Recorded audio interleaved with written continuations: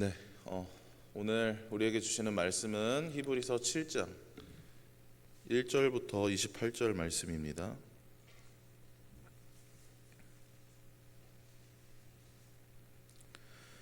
네, 히브리서 7장 1절부터 28절 말씀입니다.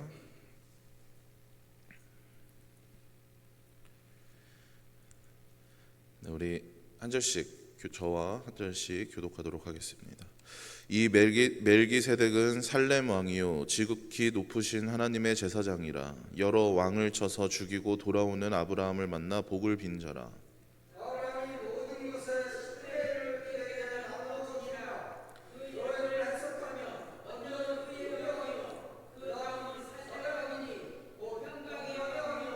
아버지도 없고 어머니도 없고 족보도 없고 시작한 날도 없고 생명의 끝도 없어 하나님의 아들과 닮아서 항상 제사장으로 있느니라.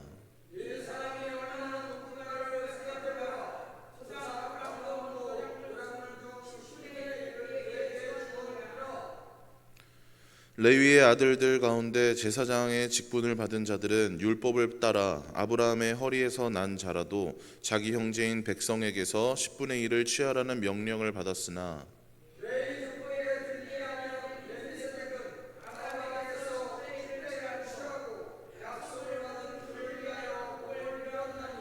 논란의 여지 없이 낮은 자가 높은 자에게서 축복을 받느니라.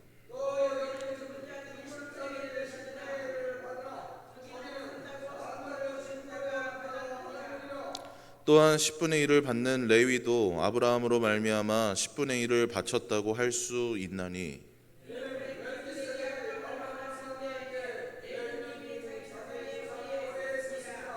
레위 계통의 제사 직분으로 말미암아 온전함을 얻을 수 있었으면 백성이 그 아래에서 율법을 받았으니 어찌하여 아론의 반차를 따르지 않고 멜기세덱을 반차를 따르는 다른 한 제사장을 세울 필요가 있느냐.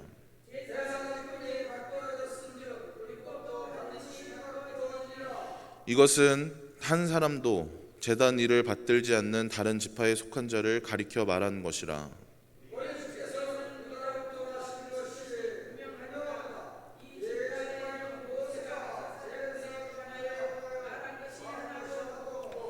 멜기세덱과 같은 별다른 한 제사장이 일어난 것을 보니 더욱 분명하도다.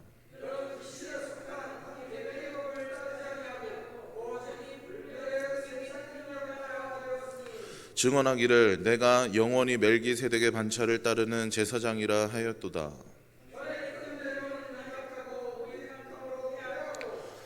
율법은 아무것도 온전하게 못할지라 이에 더 좋은 소망이 생기니 이것으로 우리가 하나님께 가까이 가느니라.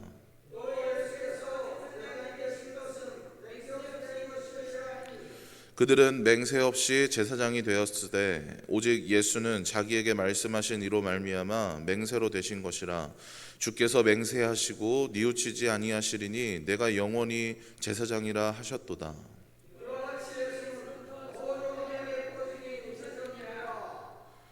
제사장이 된 그들의 수요가 많은 것은 죽음으로 말미암아 항상 잊지 못함이로되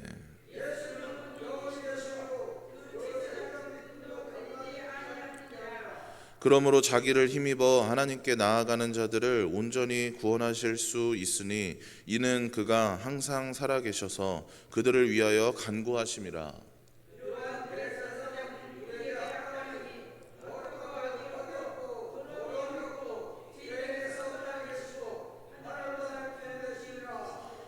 그는 저 대제사장들이 먼저 자기 죄를 위하고 다음에 백성의 죄를 위하여 날마다 제사 드리는 것과 같이 할 필요 없으니 이는 그가 단번에 자기를 드려 이루셨음이라.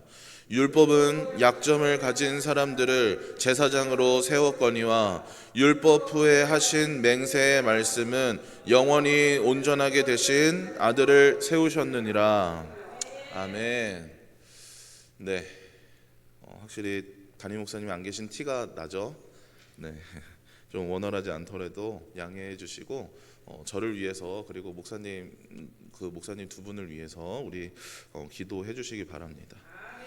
네, 오늘 우리가 읽은 이 히브리서 7장, 이 히브리서 7장에서는 유독 강조하고 있는 인물이 있습니다. 멜기세덱. 지금 계속 우리가 말씀을 들었으니까 이 이름을 아실 겁니다. 멜기세덱은 히브리서 7장뿐만 아니라 본문에서도 이 히브리서 전체 본문에서도 계속해서 거듭해서 등장하고 강조하고 있는 인물입니다.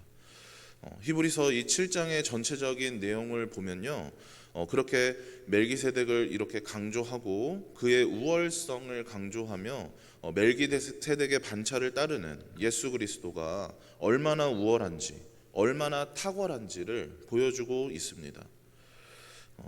그렇게 이 그리스도의 결국에는 그리스도의 우월성, 그리스도의 탁월성을 증명하기 위한, 그렇게 히브리서 기자가 그리스도의 우월성과 탁월성을 증명하기 위해서 지금 얘기하고 있는 이 멜기세덱이라는 이 인물은 과연 누구일까요? 멜기세덱이 성경에 등장하는 그 비중은 사실 크지 않습니다. 멜기세덱이 직접적으로 등장하는 본문은 지금 창세기 14장밖에 없고요. 이 14장 말씀 지난주 목사님과 함께 읽었었죠. 간략하게 다시 한번 말씀을 드리면 여러 왕들이 동맹을 맺고 아브라함의 이때는 이름이 아브라함이었습니다. 아브라함이 되기 이전에 있었던 일인데 아브라함의 조카 롯이 사는 그 지역을 쳐들어와서 다른 왕들이 약탈을 했습니다. 그 과정에서 롯까지 사로잡아 갔는데요. 이 소식을 들은 아브라함이 사람들을 이끌고 가서 롯과 그리고 빼앗겼던 재물들을 되찾아왔습니다. 그때에 되돌아오는 아브라함을 맞아준 이 중에 한 명이 지극히 높으신 하나님의 제사장이라고 기록하고 있는 살렘 왕 멜기세덱입니다. 멜기세덱은 아브라함에게 떡과 포도주를 주면서 그를 축복합니다. 그리고 아브라함은 어떻게 하나요? 멜기세덱에게 자신이 빼앗아온 그 재물 중에 10분의 1을 그렇게 바쳤습니다. 이 창세기 14장 본문이 유일하게 멜기세덱이 직접적으로 등장하는 본문이고, 그 다음에 시편 110편에서도 이렇게 거론이 되긴 하지만 이 본문에서는 직접적으로 등장하는 것이 아니라 창세기 14장을 인용하면서 멜기세덱을 언급하고 있는 본문입니다. 그러니까 직접적으로 등장하는 본문은 한 곳밖에 없는 것이죠.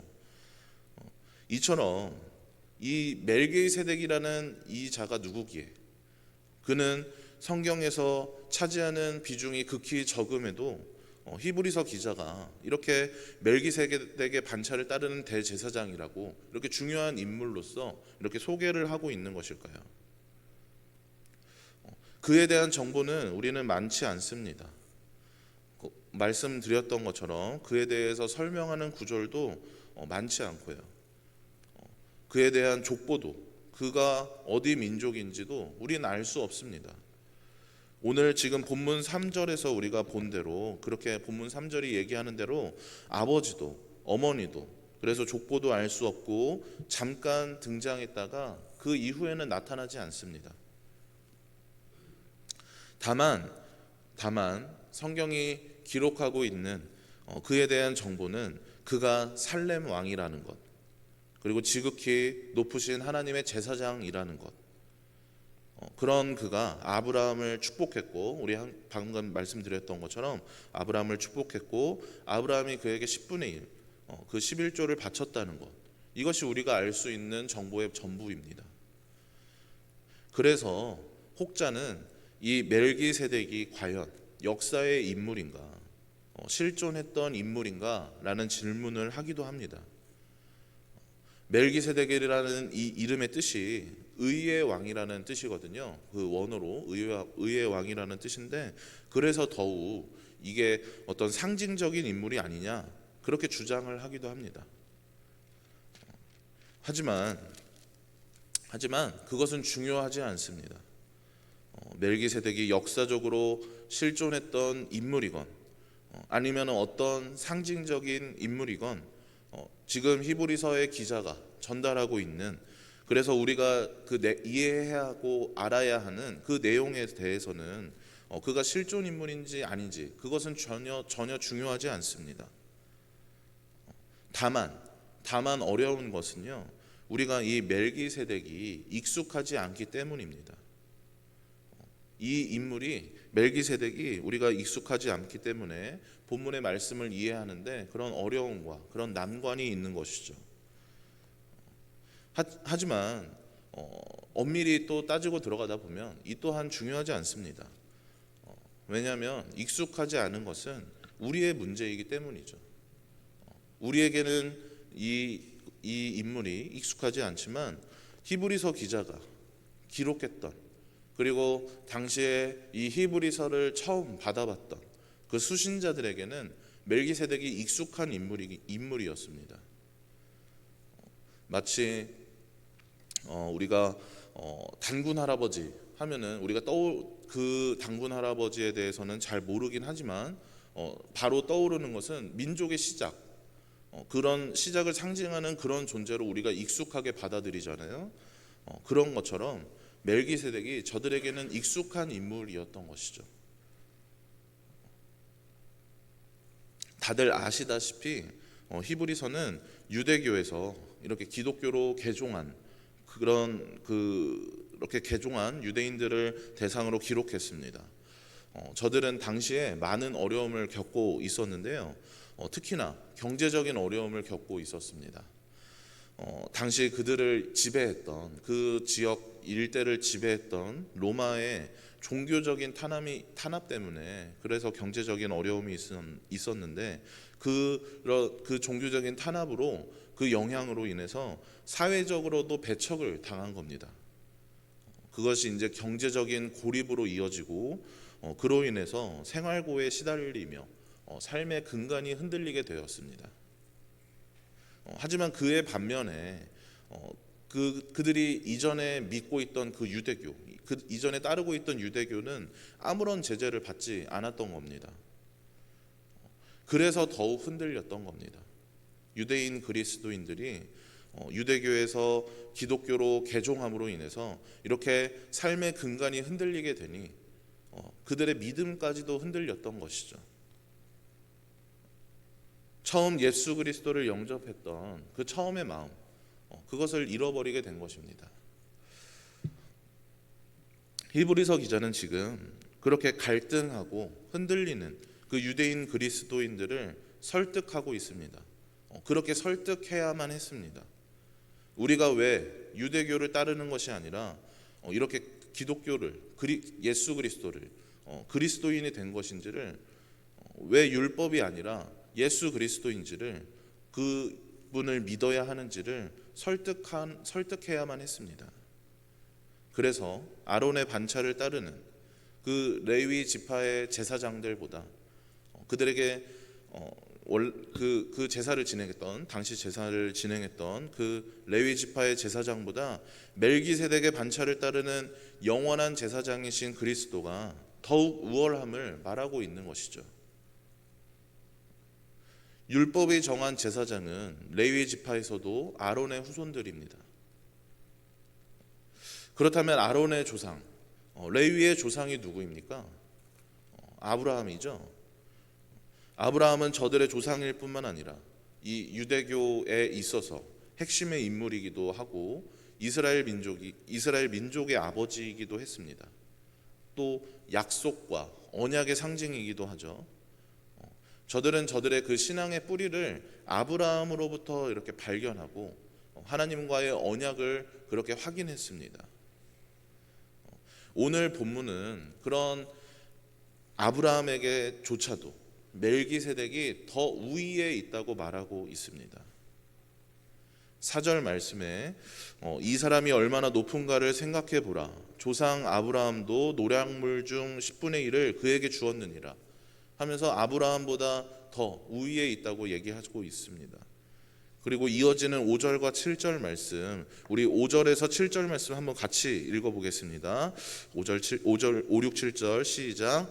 레위의 아들들 가운데 제사장의 직분을 받은 자들은 율법을 따라 아브라함의 허리에서 난 자라도 자기 형제인 백성에게서 10분의 1을 취하라는 명령을 받았으나 레위 족보에 들지 아니한 멜기세덱은 10분의 1을 취하고 약속을 받은 그를 위하여 복을 빌었나니 논란의 여지 없이 낮은 자가 높은 자에게서 축복을 받느니라. 아멘. 네, 그 어떤 관계를 말하는 것이죠. 이스라엘의 그 민족의 이스라엘 민족들의 10분의 1을 받는 레위 지파, 이스라엘 민족들의 그 11조를 레위 지파가 받고요. 이러한 레위 지파는 바로 아브라함의 10분의 1에 해당하는, 아브라함의 자손의 그 10분의 1에 해당하는 그 10분의 1에 해당합니다. 그러한 아브라함은 또 자신의 10분의 1을 멜기세덱에게 바쳤습니다. 그리고 이제 7절에서 이제 후반부에서 어떻게 얘기를 하냐면 멜기세덱이 아브라함에게 축복을 빌었다고 그렇게 얘기합니다. 이것은 7절 말씀처럼 낮은 자가 높은 자에게 축복을 받습니다. 높은 자가 낮은 자를 축복합니다. 이 관계를 생각해 보면 되는데요. 낮은 우리가 높으신 하나님께 축복을 받죠.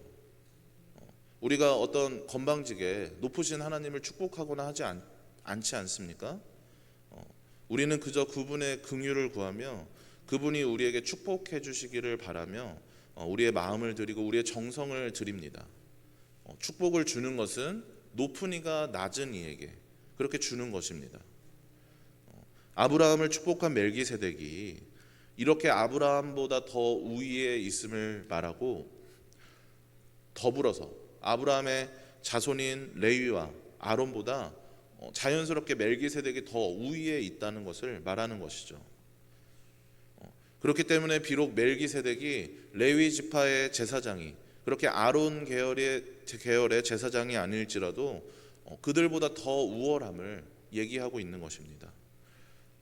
그들의 조상이, 이 레위와 아론의 조상이 그들의 민족의 아버지인 그 아브라함이 11조를 바친 멜기세덱이 더 우월하다라고 말하는 것입니다.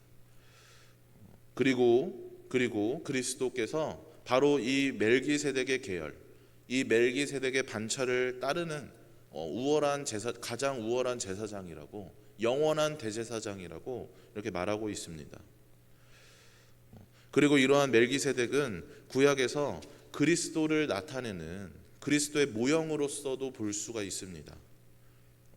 그의 이름을 보면요, 7장 2절 말씀에 제가 읽겠습니다. 아브라함이 모든 것의 10분의 1을 그에게 나누어 주니라. 그 이름을 해석하면 먼저는 의의 왕이요 그 다음은 살렘 왕이니 곧 평강의 왕이요. 네, 그의 이름에 먼저는 의의 왕, 다음은 살렘 왕이라고 합니다. 살렘, 우리가 잘 알고 있는 샬롬을 말하는데요.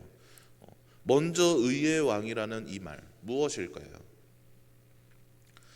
우리가 아브라함의 불순종으로 인해서 이 땅에 죄악이 들어왔습니다. 아담의 후손인 우리는 그 죄악으로 말미암아 죽을 수밖에 없습니다. 죄의 삭은 사망이기 때문에. 하지만 둘째 아담인 예수 그리스도께서 자신을 희생하시고 십자가에 달려 죽으심으로 그 죄의 값을 대신 치러주셨습니다. 이것을 우린 무엇이라고 부르나요? 하나님의 공의라고 부르죠. 그리고 우리가 그렇게 예수 그리스도가 십자가에 달려 죽으신 그 공의, 그 의로 말미암아 죄로부터 자유케 되었는데, 그로 인해서 하나님과 단절되었던 관계가 다시금 회복되었습니다.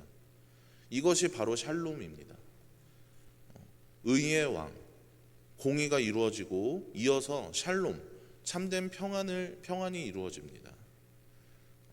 이렇게 멜기세덱의 이름에서 멜기세덱과 예수 그리스도와의 그 연결성, 멜기세덱이 바로 예수 그리스도의 예표이며 예수 그리스도의 그 구약에서 나타내는 예수 그리스도의 그 모형임을 나타내는 것입니다. 먼저는 의의 왕, 그 다음은 살레마, 순서가 있다는 것이죠. 의가 이루어지고 그로 말미암아 샬롬이 이루어집니다. 하지만 우리는 이에 대해서 우리가 오해하고 있는 것은 샬롬, 평안으로 모든 것을 해석할 때가 있습니다. 어떤 세상적인 시각으로 평안함을 최고의 가치로 여기며 그것으로, 그 평안으로 복음을 바라보고 그것으로 공의를 바라보는 그런 오해를 우리가 범할 때가 있습니다. 그래서 어떻습니까? 내 안에 평안이 없을 때, 내 마음이 두렵고 괴로울 때 하나님의 의를 의심하지 않습니까? 하나님이 나를 심판하신다고 여기며 믿음을 없는 것으로 여기고 예수 그리스도께서 이루신 공의가 없어진 것처럼 우리는 그렇게 착각할 때가 있습니다. 오늘 이 말씀을 받던 히브리인들, 그 유대인 그리스도인들이 그랬던 것이죠. 그들은 예수 그리스도를 믿음으로 말미암아 그들의 삶에 고난이 찾아왔습니다. 어려움과 환난이 찾아왔습니다. 그럼으로써 그들은 예수 그리스도의 그 의에 대해서 갈등을 하게 된 것입니다. 그들의 삶이 흔들리자 믿음이 흔들리며 신앙이 흔들리게 된 것입니다. 하지만 의의 왕께서, 하나님의 공의를 이루신 주님께서 샬롬, 평강을 이루어 주셨습니다. 고난 가운데서, 그 흔들림 가운데서 참 평안을 얻게 하셨습니다. 저들이 그렇게 공의를 저버리지 않고 고난과 환난 가운데 믿음을 잃지 않는다면 주님이 이루신 참된 평안이 저들에게 있을 것이라고 지금 히브리서 기자는 말하고 있는 것입니다. 믿음을 얘기하는 것이죠. 만약 우리에게 우리의 지금 삶 가운데 고난이 있고 환난이 있고 그로 인해서 샬롬이, 그로 인해서 평안이 그렇게 깨어져 있다고 여겨지신다면, 그로 인해서 혹시나 믿음이 흔들리고 계시다면 히브리서 기자는 그에 대해서 분명하게 말하고 있습니다. 의의 왕, 평강의 왕, 공의를 이루신 그 평강의 왕께서 반드시 주의 의를 저버리지 않는 그 주님의 자녀들에게 평강을 더하여 주실 것임을, 환난과 고난 가운데서도 반드시 그 평강을 찾아갈 것임을 오늘의 말씀은 말하고 있습니다. 이 세상의 그 어떠한 가치도 예수 그리스도보다 더 우월할 수 없습니다. 다른 그 무엇도 우리에게 평강을 더해줄 수 없습니다. 하나님의 의, 예수 그리스도만이, 의의 왕이신 예수 그리스도만이 샬롬, 평안을 더해 주십니다. 그 무엇이 우리를 흔들더라도, 삶이 흔들리고 그로 인해서 믿음이 흔들릴지라도, 이 시간이 그렇게 흔들리는 그 시간이 너무나 괴롭고 힘겨울지라도 믿음을 잃지 마시기 바랍니다. 그 의를 저버리지 마시기 바랍니다. 그렇게 끝까지 주님 붙잡으며 그 고난 가운데서 순종을 배우고 믿음을 배우고 참된 평안을 누리며 살아가는 여러분들 되시길 간절히 소망합니다.